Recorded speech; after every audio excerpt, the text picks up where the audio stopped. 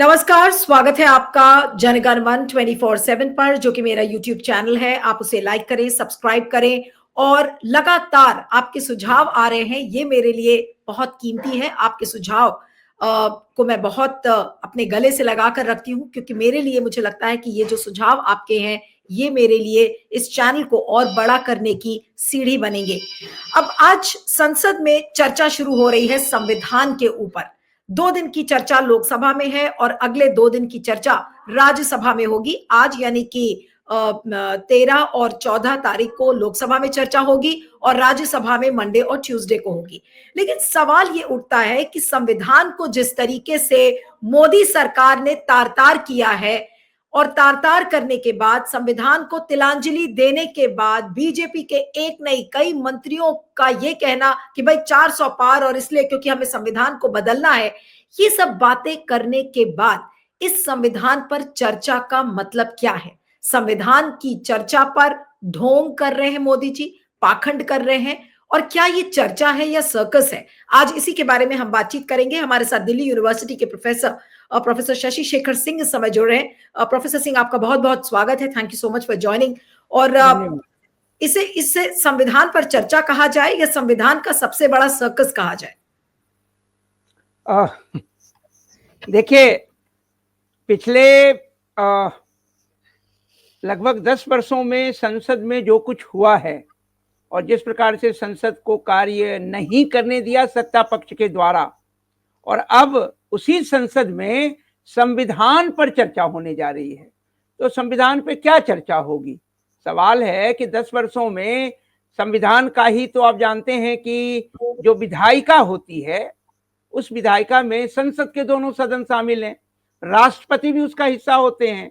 तो सवाल है कि संसद को तो आपने काम करने नहीं दिया, और संसद के जो दोनों सदनों के अध्यक्ष या सभापति हैं, जिनकी जिम्मेदारी है संसद का निष्पक्ष रूप से संचालन करना, सत्ता पक्ष और प्रतिपक्ष को किस प्रकार से जो है संसद में बहस की इजाजत हो, बहस में भागीदारी का अधिकार हो, तो आप देख रहे हैं कि स्पीकर और सभापति भी अपने उस संवैधानिक जिम्मेदारी का निर्वहन नहीं कर रहे हैं। अब तो सभापति के खिलाफ जो है मोशन लाया जा रहा है, रिजोल्यूशन लाया जा रहा है उनको हटाने के लिए। आखिर संसद के प्रतिपक्ष को ये दिन और ये फैसला क्यों करना पड़ा, ये सवाल तो है।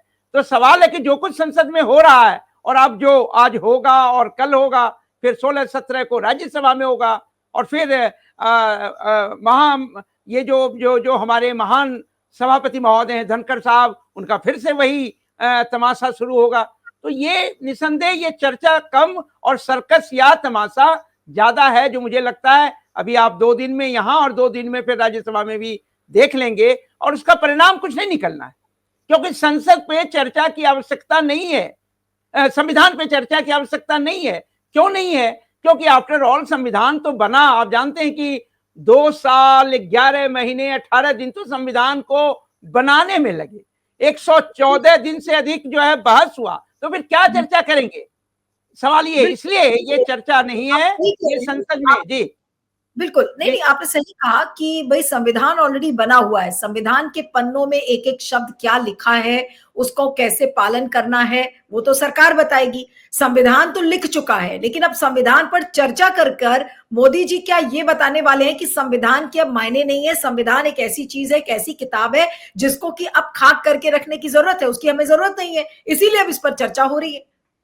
नहीं, एक बात तो आप सब जानते हैं कि मोदी जी का जो एक नारा था 400 पार, वो 400 पार क्यों चाहते थे, और उनके तमाम मंत्रियों ने और सांसदों ने ये भी कहना शुरू कर दिया था 400 पार इसलिए चाहिए कि हम संविधान को बदलना चाहते हैं। इसका मतलब है कि इस संविधान में उनका विश्वास नहीं है, ये तो प्रमाणित हो गया।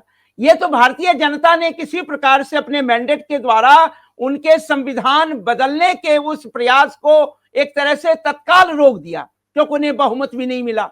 तो संविधान को बदलने की मंशा उनकी बहुत साफ थी, इसमें कोई डाउट नहीं है। लेकिन आखिरकार जनतंत्र में जनता के, चलिए सवाल तो उठे उस चुनाव के परिणाम पर भी, लेकिन फिर भी मैं मानता हूं कि 240 ने कम से कम उनके उस प्रयास पर एक प्रकार से जो है तत्काल की मैं बात कर रहा हूं, एक प्रकार से पूर्ण विराम लगा दिया। तो सवाल है कि उनकी मंशा बहुत साफ है। एक और चीज समझने की आवश्यकता है, संविधान में उनका विश्वास पहले भी नहीं था, जिस राष्ट्रीय स्वयं सेवक संघ की वो पैदाइश है, जिसने उसको एक पॉलिटिकल पार्टी के रूप में आप जानते हैं कि 1951 में बनाया, और तब से लेकर के जो उनके घोषणा पत्रों में जो बातें आई, तो सवाल है कि उसके द्वारा तो साफ लगता है कि भारत के संविधान में उनका विश्वास है नहीं।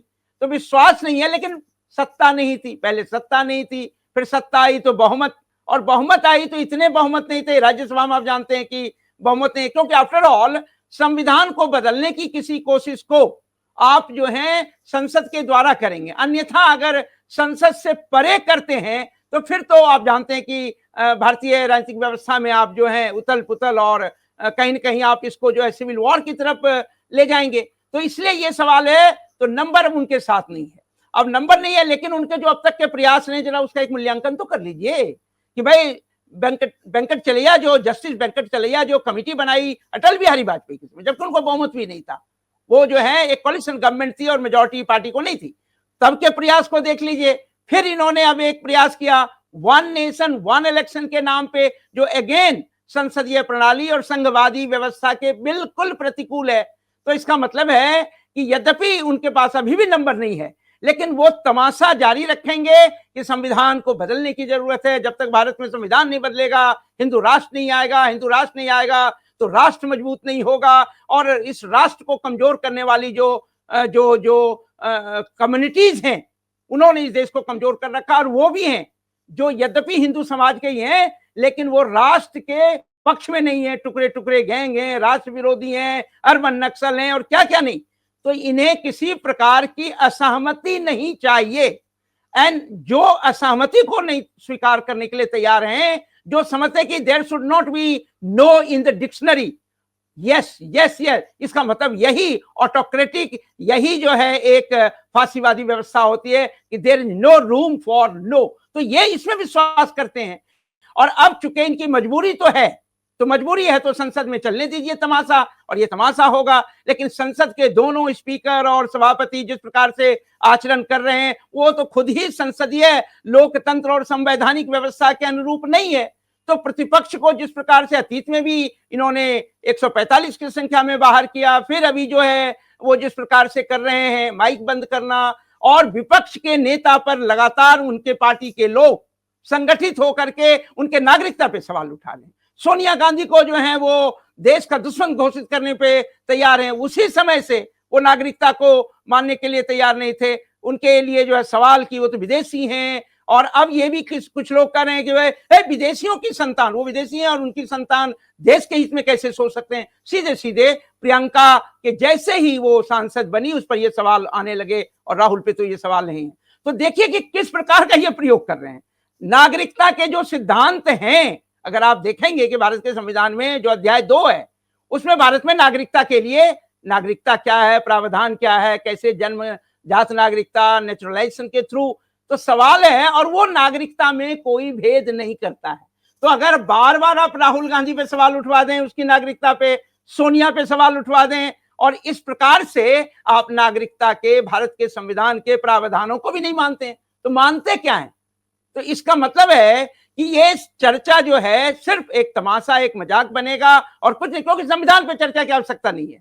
संविधान में किसी भी प्रकार के अमेंडमेंट के लिए ऑलरेडी आर्टिकल 368 में प्रावधान है।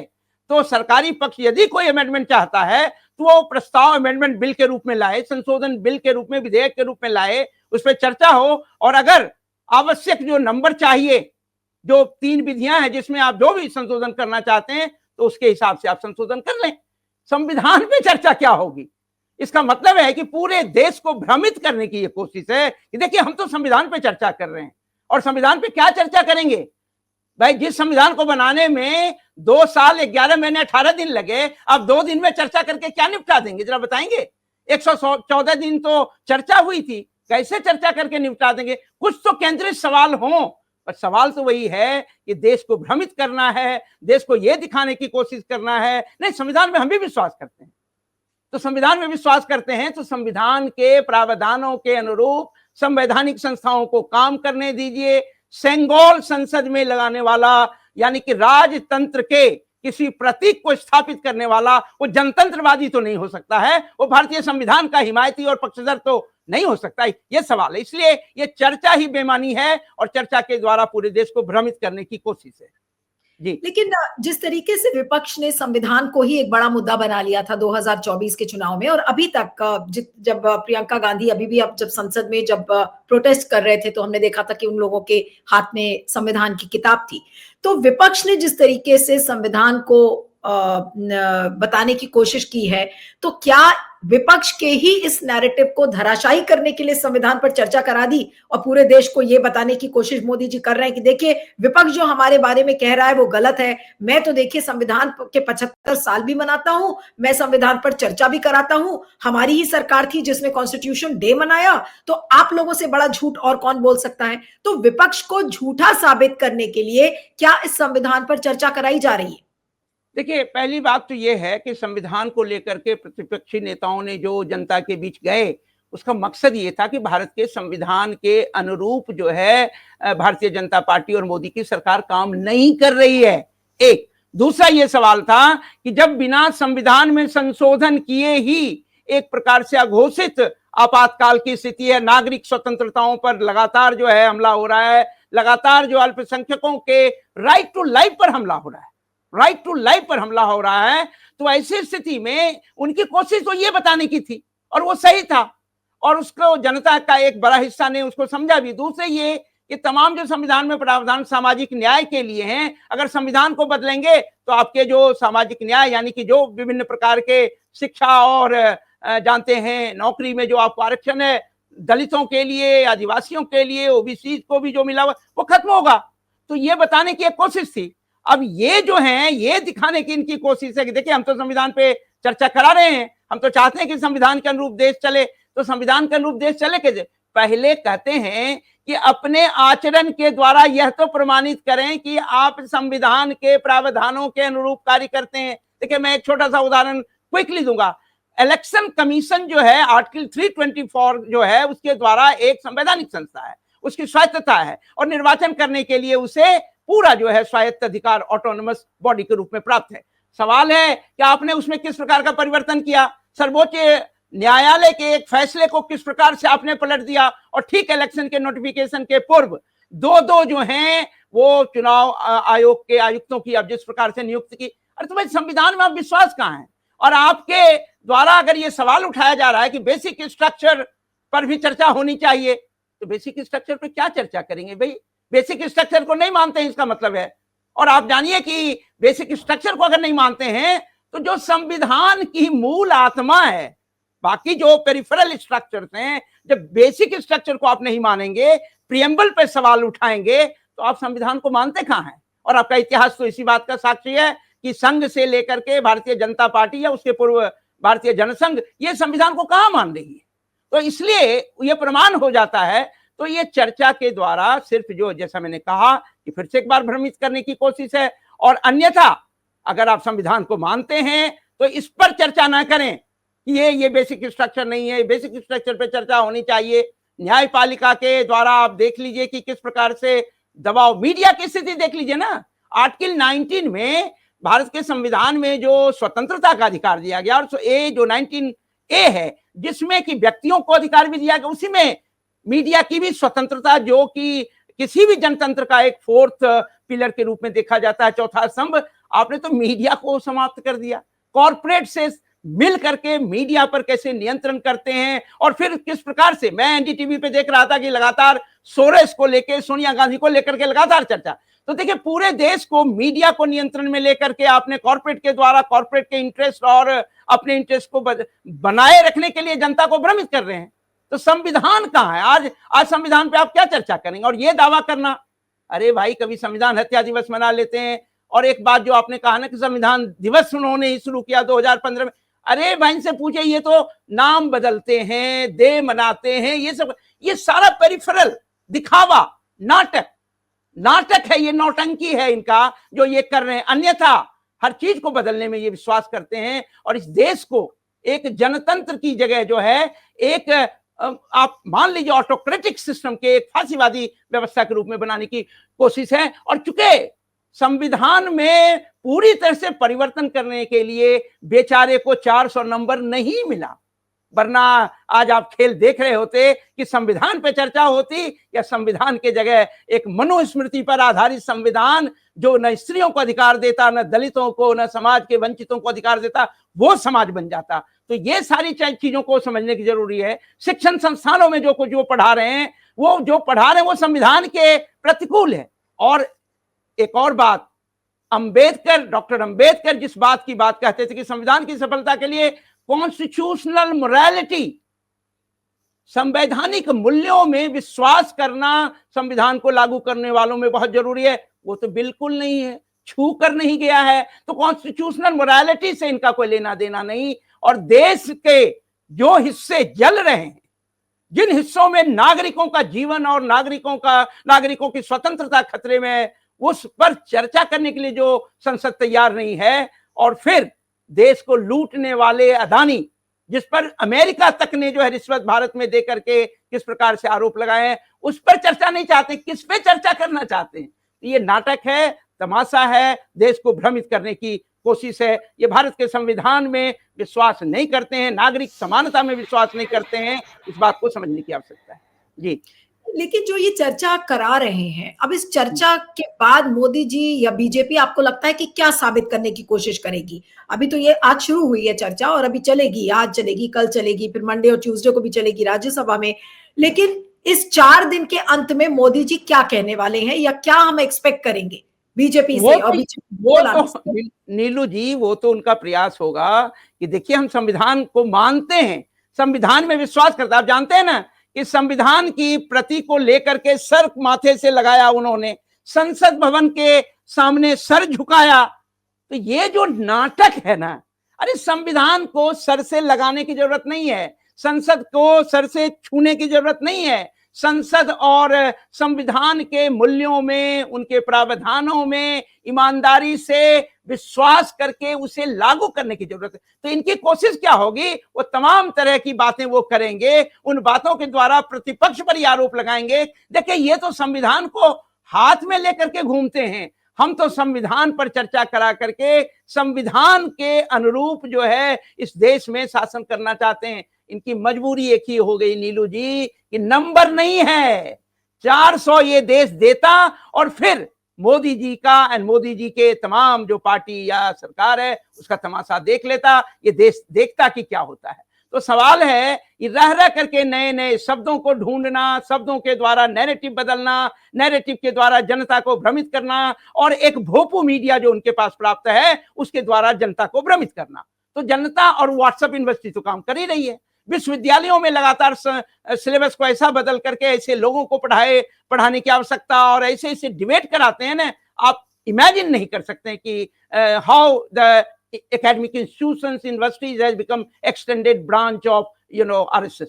ये समझने की जरूरत है। जी, लेकिन कई लोग जो ये कहते हैं कि भाई संविधान जो मोदी और बीजेपी जो संविधान का रट लगाते हैं, लेकिन असली मंशा यही है कि संविधान को मानना ही नहीं है और अल्टीमेटली संविधान को खत्म कर देना है। तो क्या अब ये हम इस तरीके की एक आखिरी चर्चा देख रहे हैं, और इसके बाद जो अब मोदी जी या बीजेपी पूरी करेगी वो यही है कि संविधान को खत्म करके और मनुस्मृति लाकर संसद में रख दिया जाए? अब इसकी कोशिश अब यहां से इस चर्चा के बाद होगी, और आज यही मैसेज विपक्ष को भी दिया जाएगा। नहीं, देखिए, ये ऐसा कर अभी नहीं पाएंगे। जैसे मैंने आपसे बार बार निवेदन कर रहा हूं कि आखिरकार इनके नंबर नहीं है, तो ये बिना नंबर के तो ये काम नहीं कर पाएंगे, क्योंकि वो मनुस्मृति या ऐसे परिवर्तन के द्वारा संविधान की मूल आत्मा खत्म हो जाए, वो ऐसा भी नहीं कर पाएंगे। उनकी अपनी मजबूरी है।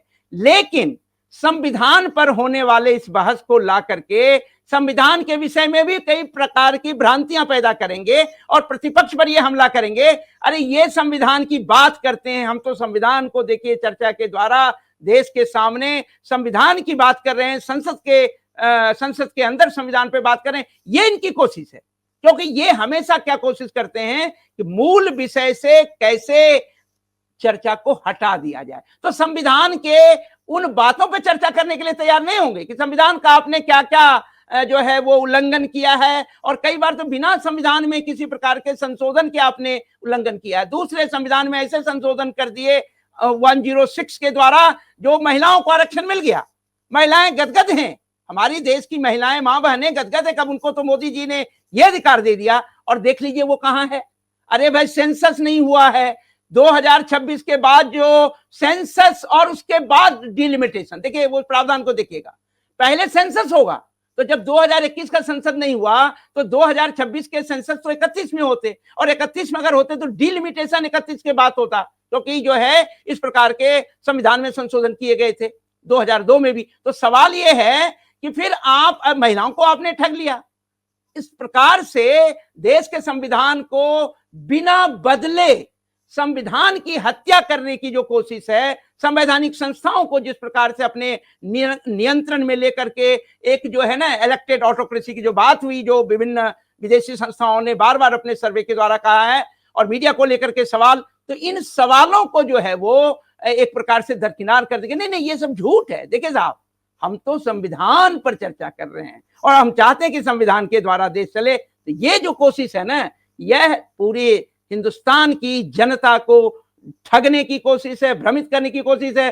क्योंकि जो भारत के संविधान में विश्वास करता है उसे भारत की प्रस्तावना में विश्वास होना चाहिए। प्रस्तावना में जो कुछ बार बार कहते, उन्होंने ये अमेंडमेंट कर दिया था, तो भाई अमेंडमेंट के द्वारा तो संविधान में जो भी परिवर्तन होंगे, लेकिन प्रस्तावना में आने के बाद, और प्रस्तावना is the part of the basic structure, जो 1973 का सुप्रीम कोर्ट का जजमेंट है, तो आप समझ सकते हैं उनमें कहां विश्वास है आपको, तो आप करना क्या चाहते हैं। तो इसका मतलब है कि संविधान को बेसिक स्ट्रक्चर जो बार बार होती है, और बेसिक स्ट्रक्चर से छेड़छाड़ करने की भी बातें बीजेपी के महकमे से कई बार आई हैं, तो इवेंचुअली क्या बीजेपी वाकई में इस जो संविधान का जो बेसिक ढांचा है उसको हटा सकती है, या ये चीज फिर मुमकिन नहीं है किसी भी सूरत? नहीं, देखिए ऐसा है, इस चीज को हटाने के लिए उनको संशोधन की प्रक्रिया में जो 2/3 मेजॉरिटी चाहिए, 2/3 मेजॉरिटी चाहिए, और उसके बाद उनको, चूंकि हो सकता है कि संघीय व्यवस्था भी इसी बेसिक स्ट्रक्चर का पार्ट है, तो संघीय व्यवस्था से संबंधित कोई भी परिवर्तन करते हैं तो उसमें आधे राज्यों की भी सहमति चाहिए, यानी दोनों सदनों के 2/3 सदस्यों, उसके अतिरिक्त जो यानी टोटल जो प्रेजेंट एंड वोटिंग करेंगे उनका 2/3 चाहिए। तो वो नंबर एन प्लस आधे विधानसभा का समर्थन चाहिए। तो इतना इनके पास अभी संभव है नहीं, तो संभव नहीं है तो वो ऐसा बेसिक स्ट्रक्चर में कोई बहुत ज्यादा परिवर्तन नहीं करेंगे। लेकिन भाई बिना परिवर्तन के जो कुछ ये कर रहे हैं वो करते रहेंगे। अगर न्यायपालिका मुट्ठी में आ जाए तो न्यायपालिका से ही केस, देखिए ये लगातार केस करवाते हैं ना, इनके लोग जो हैं वो चुनौती देते हैं। अभी उन्होंने जो है वर्शिप एक्ट जो है 1991 का, उस पर भी सवाल उठवा दिए ना, तो इसका मतलब है कि ये सवाल उठा देंगे बेसिक स्ट्रक्चर पे, कोर्ट में ही चैलेंज करवा देंगे, सुप्रीम कोर्ट में, कि बेसिक स्ट्रक्चर का जो 1973 का फैसला है वही गलत फैसला, और ये प्रावधान संविधान के। प्लेसेस ऑफ वर्शिप एक्ट का क्या हुआ? प्लेसेस ऑफ वर्शिप एक्ट तो चैलेंज हो गई, अब वो उसकी नहीं, ये करवाते हैं, चैलेंज कौन कर रहा है, ये करवाते हैं इन्हीं के लोग। आप सारे लोगों के जो रिट करने वाले लोग हैं उनसे देख लीजिए उनका बैकग्राउंड, तो ये वही लोग हैं। क्यों करवा रहे हैं? क्योंकि वो प्लेसेस ऑफ वर्शिप एक्ट को मानते हैं कि नहीं साहब, आक्रमणकारियों ने जो है इस तरह से लोगों के धर्म संस्थान को बदल दिया था, इसलिए उनके मौलिक अधिकार का वायलेशन है, इसलिए ये जो प्लेसेस ऑफ जो है ना वर्शिप एक्ट है यही असंवैधानिक है। तो जो जिन जजों ने ये फैसला दिया वो जज क्या बेवकूफ थे, लेकिन अब तो इनको लगता है कि वो जज बेवकूफ थे, और ये जो हमारे चाहने वाले जजेज हैं वो साहब, अभी आपने देखा होगा एक जस्टिस ने ये कह डाला, वो तो आपने देखा होगा कि बहुमत के द्वारा चलेगा हाईकोर्ट, इलाहाबाद हाईकोर्ट का जज। और दूसरी तरफ एक चीज सुप्रीम कोर्ट के जस्टिस ने कहा कि मैं अधिनायक बन जाता तो मैं गीता और महाभारत का पाठ बचपन से करवाता। अरे एक धर्म विशेष के पुस्तकों को बचपन से पढ़ाने का मतलब है कि आप एक धर्म विशेष के राष्ट्र के निर्माण की कोशिश करें। तो न्यायपालिका के जजेज हैं भाई, जिनकी जिम्मेदारी है संविधान की रक्षा करना, संविधान के एक प्रकार से कस्टोडियन है वो, तो वो संविधान के विषय में इस तरह की बात कर रहे हैं। तो हो सकता है कि ये जो बेसिक स्ट्रक्चर को 1973 के उस केशवानंद भारती के फैसले को चुनौती दिलवा दें, और चुनौती के द्वारा जजेज के द्वारा ही फैसले बदलवा दें, कॉन्स्टिट्यूशनल बेंच के द्वारा उस फैसले को बदल दें। और ये सुप्रीम कोर्ट का अधिकार है, ये सुप्रीम कोर्ट के अधिकार में आता है कि जो फैसला वो करेंगे तो जो पूर्व का फैसला है वो फैसला निरस्त हो जाएगा। तो ये सारी कोशिशें होगी नीलू जी, लेकिन एक ही बात जो सबसे अच्छी है कि संविधान को, पूरे संविधान को बदल करके जो बात ये चाहते थे 400 नंबर के द्वारा करने, वो इनका सपना ही फिलहाल रह गया है। लेकिन ये दिवा स्वप्न भी देखते हैं, दिन में सपने देखते हैं, ये कर देंगे, वो कर देंगे, ऐसे बदल देंगे, लोगों से ऐसा कहवा देंगे, न्यायपालिका से। ये सारी कोशिशें जो षड्यंत्र का हिस्सा है। It's a part of the conspiracy to amend और to change the constitution and the basic structure, so that कि वो जो एक हिंदू राष्ट्र, और हिंदू राष्ट्र में भी कौन सा हिंदू राष्ट्र, वो ऐसा राष्ट्र जो मनुस्मृति पर आधारित हो, तो डायरेक्टली और indirectly they may try to bring such changes, ये है। और ये that's a cheating with the people जिन्होंने इनको चुना भी है, क्योंकि आफ्टर ऑल चुनने वाले ने भी ये नहीं सोचा। देखिए आम जन इतना सोच करके वोट कहाँ डालने जाता है, आम जनों को इतना, आप किसी को 5 किलो अनाज, किसी को कुछ देते हैं और वो जाकर के गरीब, अरे ये बात करो ना कि संविधान में जो अंबेडकर ने कहा था कि जब तक असमानता है, गरीबी रहेगी, तो संविधान को कैसे ठीक से लागू किया जा सकेगा। इसका मतलब है कि समाज में ये जो विद्यमान विषमताएं हैं उसको दूर करो, और दूर करके फिर संविधान में जो है, जिसको कथन की उस स्केलेटन में एक प्रकार से जो रक्त, मज्जा और तमाम चीज भर करके उसकी आत्मा को, क्योंकि संविधान एक भारत को जो है समानता पर आधारित, स्वतंत्रता पर आधारित, बंधुत्व पर आधारित समाज का निर्माण देखना चाहता है। जी चलिए, देखना होगा कि ये संविधान की पूरी बहस अब किस तरह से आगे बढ़ती है। आपका बहुत बहुत शुक्रिया professor Singh, thank you so much for joining.